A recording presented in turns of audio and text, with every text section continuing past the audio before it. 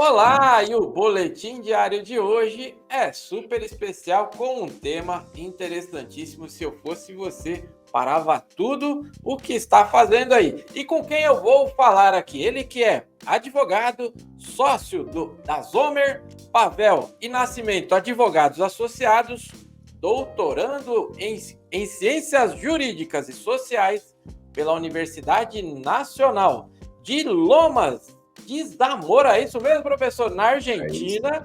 Estou mesmo. correto? Sim, Perfeito. senhor. Então vamos lá. Possui graduação em Direito pela Universidade do Extremo Sul Catarinense, desde 2004, especialização em Gestão e Planejamento Tributário pelo Complexo de Ensino Superior de Santa Catarina.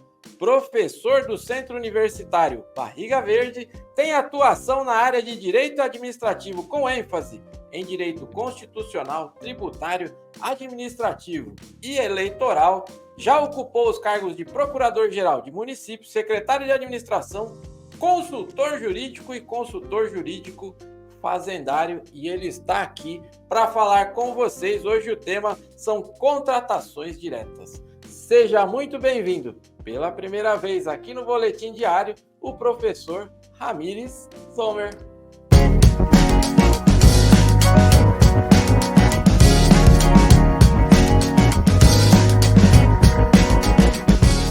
Olá, meus caros. Muito grato pelo convite, muito grato pela oportunidade de estar hoje aqui fazendo uma fala sobre a nova lei de licitações com Ricardo e toda a sua equipe do Boletim Diário. Uma imensa satisfação poder estar aqui falando um pouquinho sobre contratações diretas na nova lei de licitações. É isso aí, professor. Agradeço também desde já, em nome de toda a família Forset. Para quem está aqui acompanhando, eu li só uma parte do currículo dele. Você quer conhecer um pouco mais sobre o professor, vai aparecer o Instagram dele. Ó. Não deixe de segui-lo e acompanhar, que foi onde a Forset entrou em contato aí com o professor. Estamos sempre garimpando aí quem são as personalidades do mundo das licitações. E, professor, o seu tema, quero agradecer desde já, porque muita gente ainda não dá atenção para esse tipo de contratação. Então, já vou transformar aqui numa pergunta, que são as contratações diretas na nova lei de licitações. Professor, o espaço é todo seu. Ricardo, eu começo muito contente com essa tua primeira pergunta, porque sempre quando eu falo de contratação direta, é inevitável eu tocar num assunto. Existe muito preconceito sobre as contratações diretas. Nós somos acostumados a pensar, ou até mesmo induzidos a pensar, que contratação pública é obrigatoriamente, sempre, sem exceção, licitações. Entretanto, o nosso regramento maior, a nossa Constituição Federal, ele autoriza que a contratação pública ela seja feita, obviamente, com amparo na lei, por procedimentos em que a licitação ela é considerada desnecessária. A competitividade ela é considerada desnecessária. Tanto é que a Constituição Federal, lá no seu artigo 37, inciso 21, inicia a redação dizendo, com as seguintes palavras: ressalvados os casos especificados na legislação. E aí segue que as compras e contratações públicas serão precedidas por licitação. Mas nós vemos que a lei maior, ela já autoriza as contratações públicas, elas sejam realizadas por procedimentos em que a competitividade legal, ela é dispensada. E aí nós temos os institutos previstos na nova lei de licitações, na lei 14.133 de 2021, que oportunizam a gestão pública a realização das contratações mediante a dispensa da licitação ou até mesmo a inexigibilidade da licitação. Mas por que eu falo no preconceito, Ricardo? Eu falo no preconceito porque nós somos induzidos a pensar que sempre é necessário licitação. E nem sempre a licitação é necessária. Pelo contrário, nós temos orientações, inclusive no próprio manual de contratação direta do Tribunal de Contas da União, recomendação à gestão pública que sempre que for verificada uma hipótese de contratação direta, o gestor público ele deve preconizar por essa modalidade de contratação? Isso porque ele é mais econômico e ele é mais célere para a administração pública. E eu falo em preconceito porque os órgãos de controle, eles não são acostumados, com todo respeito aos órgãos de controle, obviamente, eles não são acostumados a pensar na contratação pública. Eles são acostumados a pensar na observância dos rigores legais. Mas a partir do momento que eles comecem a pensar na contratação pública como um instrumento de gestão, como um instrumento de planejamento, eles vão se atentar que, amparado na exceção autorizada pela Constituição, as contratações diretas elas são muito mais benéficas para a administração, obviamente, quando preenchidos os requisitos legais para tanto. E aí eu costumo dizer, Ricardo, o seguinte: nós temos a contratação direta como um gênero, dentre a qual nós temos duas espécies. Primeiro, a inexigibilidade e a segunda, a dispensa. Isso se caracteriza, essas contratações diretas, elas se caracterizam pela inexistência de fase competitiva. Não significa dizer que a administração não deva se planejar. Não significa dizer que a administração não deva seguir um procedimento com os rigores da lei. Não é simplesmente como acontece num contrato entre particulares, em que eu e o Ricardo vamos lá, acordamos um objeto, acertamos no valor, forma de pagamento, assinamos um contrato. Pelo contrário, contratação direta na administração pública, ela pressupõe um planejamento prévio, uma justificativa de contratação, umas buscas de preço, a comprovação de que o contratado ele mantém a sua regularidade jurídica, sua regularidade fiscal, sua regularidade técnica, enfim, né? A contratação direta não autoriza que a administração pública possa sair simplesmente a fazer um contrato, né? Tem que seguir os rigores estabelecidos na Lei 14.133. A própria lei, ela estabelece um fluxo procedimental, um fluxo processual para que possa ser realizada a contratação direta. Nós temos previstos lá no artigo 72 da nova Lei de Licitações diversos requisitos, diversas etapas que devem ser observadas pela administração para que possa vir a fazer, então, a chamada contratação direta. E dentro desse requisito, dentro desses procedimentos, desse interprocedimental, nós temos o início dele, o pontapé inicial, é um documento de formalização de demanda. O setor da administração, ele pede, ele solicita, ele formaliza a sua necessidade ao órgão público, né, competente, ao departamento competente, demonstrando a necessidade dessa contratação. Ele justifica isso, então ele formaliza essa demanda. E dependendo da situação, essa formalização da demanda, ela deve vir acompanhada de outros documentos acessórios, vou assim dizer. Por exemplo, um estudo técnico preliminar, uma análise de riscos, um termo de referência, projetos básicos, se forem projetos de engenharia, o objeto da contratação for engenharia, também o projeto executivo. Essa é o início de uma contratação direta, né? Tem que dizer o porquê que quer contratar, qual a necessidade, o que justifica a administração a solicitar esse objeto a ser contratado.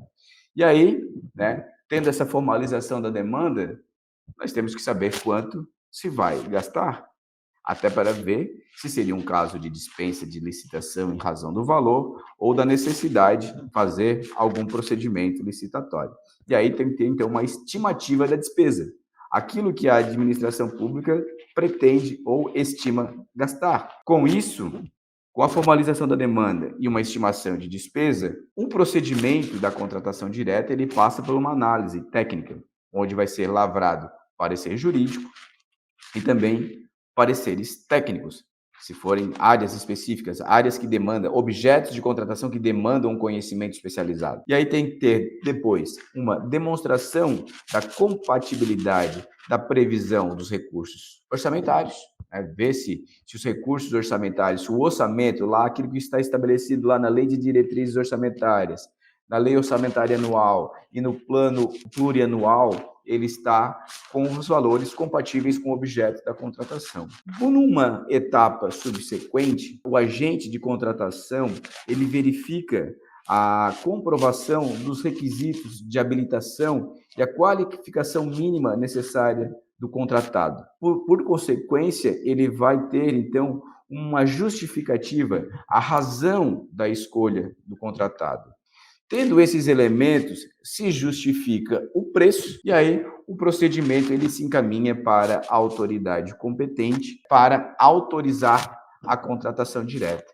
Então vamos lá, nós estamos falando aqui de 8 etapas para uma contratação direta. Então nós podemos verificar, Ricardo, que a fala de contratação direta ela não é tão direta assim, porque nós temos aqui um iter procedimental bem burocrático a ser observado. Então, o que caracteriza, na minha humilde opinião, a contratação direta não é a facilidade da contratação, mas sim a inexistência de uma etapa competitiva. Isso porque, após a autorização da contratação, tudo isso deve ser publicado, né? Ou no Portal Nacional das Contratações Públicas, ou em sites. Municípios com abaixo de 20 mil habitantes têm um regramento especial para a publicação das contratações. Então, quando a gente fala de contratações diretas, né, a gente tem que sempre pensar, bom, elas são praticamente umas contratações indiretas, vou assim dizer, perdão pela brincadeira, mas é justamente por inexistir essa fase de competição. Mas o que me deixa mais tranquilo, Ricardo, e aí eu venho com essa fala de tranquilidade para combater aquela ideia inicial do preconceito dos órgãos de controle, é que esse procedimento que hoje ele vem previsto na Lei 14.133, ele traz alguns benefícios para a contratação direta. É óbvio que na vigência da Lei 8666 de 93, nós tínhamos as exigências legais lá no artigo 26, para que os procedimentos de contratação eles fossem também procedimentados, eles fossem também autuados num processinho, mas não com os rigores que vem agora. Mas na minha humilde opinião, essa nova exigência do artigo 72, ele traz alguns benefícios. Por exemplo, padronização, ele traz segurança jurídica e traz transparência. Tá? São esses 3 benefícios. Padronização por quê? Porque nós vamos ter exigências idênticas para todos os processos. Segurança jurídica, porque nós temos a redução de falhas nos procedimentos. E aí nós temos regramentos legais claros e objetivos, o que evita distorções interpretativas a respeito da necessidade ou desnecessidade de tal etapa no procedimento. E transparência, porque nós temos identificação clara de objetivos, facilitando as ações de controle e também pelas regras legais de publicidade. Meu caro, eu faço essas palavras introdutórias que não são, que foram até um tanto quanto demoradas, e perdão por ter me alongado, se é que eu me alonguei, para rapidamente falar sobre as 2 espécies de contratação direta, né? Nós temos, então, dentro dessas 2 espécies, a primeira é a inexigibilidade de licitação e a segunda é a dispensa de licitação. Há muita confusão quando a gente fala em inexigibilidade e dispensa. São 2 modalidades de contratação direta, da qual a contratação é gênero. Só que elas se diferenciam, né? Elas se caracterizam ambas pela ausência da fase competitiva. Mas elas se diferenciam porque, quando nós tratamos de inexigibilidade, que é uma definição subjetiva, nós estamos falando de uma modalidade de contratação em que há inviabilidade de competição. Marçal Justen Filho ele diz que essa inviabilidade de competição, aliás, que é uma definição muito subjetiva, ela diz que pode ser caracterizada das seguintes maneiras. Primeira, pela ausência de pluralidade de alternativa, ou seja, onde o mercado apresenta para a administração pública uma única solução ou um único particular. Não tem pluralidade de alternativas, não vai ter competição porque se tem apenas uma solução para atender às necessidades administrativas ou um único particular que cumpre essas necessidades, que satisfaz essas necessidades. A segunda hipótese definida por Marçal, a ausência de mercado concorrencial, que significa dizer? Não há ofertas no mercado. Isso porque os particulares que estão no mercado, eles não competem entre si. Até pode ter mais de um fornecedor, mas eles não competem entre si num procedimento. Marçal ainda conclui com mais duas características. A impossibilidade da seleção do objeto por critérios objetivos. São aquelas contratações de natureza personalíssima do particular. O famoso exemplo é a contratação de um show artístico pela administração. Como que nós podemos definir objetivamente, no objeto de contratação, qual é o melhor ou o menos melhor, vou assim dizer, artista para uma apresentação artística? Fica totalmente aos critérios personalíssimos da entidade contratante definir quem é que vai prestar esse serviço, quem é que vai realizar esse show artístico, por exemplo. E por fim, né, a inviabilidade da competição ela pode ser caracterizada, Ricardo, pela ausência de uma definição objetiva da prestação a ser executada. O contratado, quem assume o poder de definir a forma em que a prestação do serviço vai se dar ao longo da execução. E eu vou dar um exemplo que vai ficar claro. Um serviço advocatício. A administração ela tem a necessidade X, mas o advogado tem diversas ações judiciais para realizar essa necessidade X da administração. Qual é a melhor alternativa? É só o técnico contratado, é só o profissional contratado que vai poder definir. E é diferente da dispensa. Nós já começamos a diferenciar uma dispensa de licitação justamente por quê? Porque na dispensa de licitação, a competição ela é viável. Existe viabilidade de competição. A modalidade de contratação direta hoje, ela é padronizada, ela é segura e ela é transparente. Sabendo utilizar essas modalidades de contratação, essa contratação ela é muito mais benéfica para a administração pública quando precedida de um procedimento licitatório, né? Eu me coloco, meu caro, à disposição do Ricardo e de toda a equipe do Boletim Diário para responder eventuais esclarecimentos. E, mais uma vez, eu agradeço a oportunidade de estar aqui expondo um pouquinho sobre esse tema. Poderia ficar horas e horas falando de dispensa, poderia ficar falando horas e horas de inexigibilidade, um assunto que eu gosto muito de falar, me dá prazer em falar, mas eu acho que essas noções básicas aqui são suficientes para que o nosso público já possa ter uma noção geral de como funcionam as contratações diretas na nova lei de licitações. Professor, eu que agradeço, que aula aí. Se tivesse aqui neste programa o quadro, né, Apaixonados por Licitação, eu iria te colocar lá, porque dá para ver a paixão que você tem e transpareceu isso aí, falando aqui de contratações diretas, as 8 etapas. Professor, você muito bem colocou, né, este preconceito que existe dos dois lados, tanto do gestor público com receio e do licitante também ao participar de um processo como esse. Ele sempre coloca ali uma barreira, talvez a pior de todas, professor. Ele já fala assim: se a dispensa, isso aqui é carta marcada, né? E ele perde aí essas oportunidades. Vou falar em número, professor, porque tá fresquinho aqui, que eu pesquisei recentemente para uma palestra que eu participei, um workshop, né? Só no Comprasnet aí já constam lá 35 mil oportunidades, mais de 35 mil oportunidades aí de dispensa, né?